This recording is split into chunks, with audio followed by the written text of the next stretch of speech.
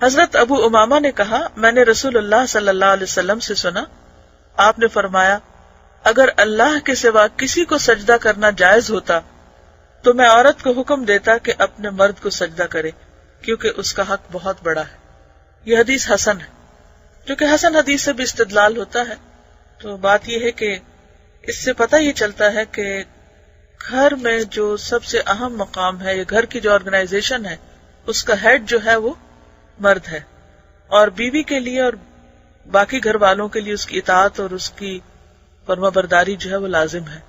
الا یہ کہ وہ کسی غلط کام یا حرام کام کے لیے کہے تو وہ پھر جائز نہیں۔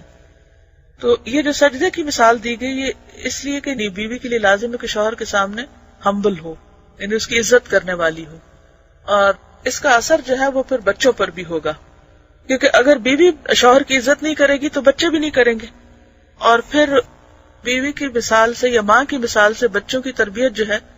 وہ غلط ہوگی، اور ایک ایسی جنریشن وجود میں آئے گی کہ جس کے اندر ادب، اخلاق، تمیز نام کی کوئی چیز نہیں ہوگی، کیونکہ ماں ایک رول ماڈل بھی ہوتی ہے بچوں کے لیے، زیادہ تر بچوں کا وقت ماں کے ساتھ ہی گزرتا ہے۔ اس ذیل میں اور بھی بہت سی حدیثیں ہیں جو شوہر کے حقوق کی تاکید کرتی ہیں۔ شوہر کے حق بہت زیادہ ہیں، لیکن ان میں سے اہم یہ دو ہیں۔ پہلا پردہ پوشی اور پاک دامنی، دوسرا قناعت۔ سلف کی عورتیں اسی طرح کی تھی، سلف یعنی پہلے زمانے کی نیک عورتیں، صحابیات، تابعیات وغیرہ۔ جب مرد گھر سے باہر نکلنے لگتا تو کہتی حرام کی کمائی سے بچنا، ہم بھوک پر صبر کر لیں گی لیکن آگ پر صبر نہیں کر سکتی، یعنی عورتیں مردوں کو سیدھے راستے پر چلنے میں مدد دیتی تھی۔ آج بھی بہت سی خواتین ایسی نیک ہیں کہ وہ مردوں کو حرام کام کرنے سے روکتی ہیں، حرام کمائی کرنے سے۔ وہ کہتے ہیں کہ ہم چھوٹے گھر میں رہ لیں گے، ہم معمولی کپڑوں میں گزارا کر لیں گے، لیکن ہمیں حرام نہیں چاہیے، حلال چاہیے۔ عورت کے فرائض میں سے ہے کہ مرد کے مال میں فضول خرچی نہ کرے۔ اگر مرد کی رضامندی سے کسی کو کچھ دے تو اس کو بھی مرد کے برابر اجر ملے گا، یعنی بیوی کو مرد کے مال میں سے صدقے کا اجر ملے گا اگر شوہر کی رضامندی ہے، لیکن اس کی رضا کے بغیر دے گی تو مرد کو اجر ملے گا اور عورت کو گناہ ملے گا۔ ماں کو چاہیے کہ بیٹی کو سسرال بھیجنے سے پہلے اسے زندگی گزارنے کے آداب سکھائے، یعنی یہ اس کی ذمہ داری ہے کہ اسے شوہر کے ساتھ کیسا سلوک کرنا ہے یا سسرال میں کیسے رہنا ہے۔ عورت کو چاہیے کہ اپنے گھر میں مقیم رہے، یعنی پسندیدہ جگہ عورت کے لیے اس کا گھر ہے۔ چرخہ کاتے، اب یہ اس زمانے میں ایک سکل تھا، ہنر تھا۔ آج کے زمانے کے مطابق کوئی بھی ہنر ہو سکتا ہے جس سے عورت کی ایک اچھی،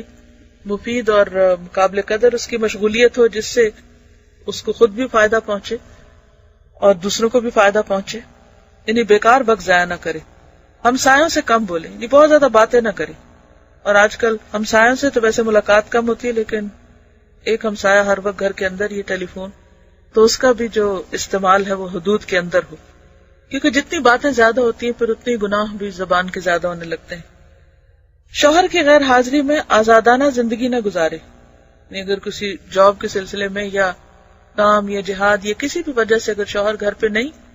تو بے فکر نہ ہو جائے کہ جب شوہر ہو تو رویہ کچھ اور ہو اور شوہر نہ ہو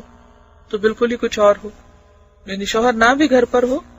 تو بھی ان کاموں سے پرہیز کرے کہ جو شوہر کو پسند نہیں، اور تمام حالات میں مرد کی خوشی کو ملحوظ رکھے۔ اپنے نفس اور مرد کے مال میں مرد کی خیانت نہ کرے۔ نفس سے مراد دل، دماغ اور جسم، اور مال میں پراپرٹی، گھر اور باقی جو روپیہ پیسہ وہ سب چیزیں آتی۔ خیانت سے مراد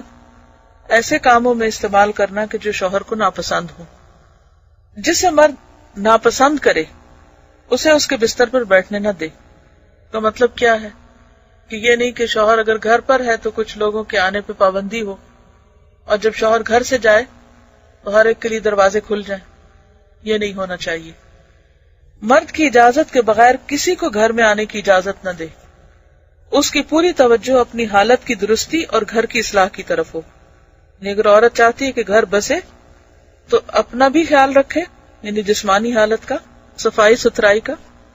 اور گھر بھی صاف ستھرا رکھے، جہاں تک ممکن ہو گھر کی خدمت میں لگی رہے، اور اپنے شوہر کے حقوق کو اپنی ذات اور تمام خیش اور اقارب کے حقوق سے مقدم سمجھے، یعنی باقی لوگوں پر اس کو ترجیح